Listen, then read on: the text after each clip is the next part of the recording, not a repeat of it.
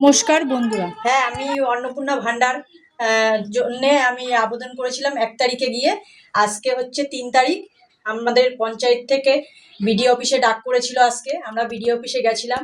আমাদের মুখ্যমন্ত্রী মাননীয় বলেছিল অন্নপূর্ণা ভান্ডার দেবে 3,000 টাকা করে।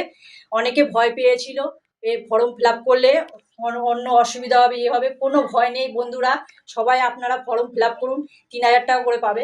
আমি যেমনি এই অন্নপূর্ণা ভান্ডার পেয়েছি, এই কার্ডটা যখনই আমাকে দিয়ে দাদারা সবাই বলল আপনি দেখুন ফোনে মেসেজটা দেখুন, আপনার 3,000 টাকা। আমাদের মুখ্যমন্ত্রীর মিটিং শেষ হওয়ার পরে যা প্রতিশ্রুতি দিয়েছিল, যা কথার সব মাননীয় মুখ্যমন্ত্রী রেখেছে। আমি খুব খুশি। আপনারাও অবশ্যই ফর্মটা ফিল আপ করে জমা দিন, কোনো ভয় নেই, কিছু নেই।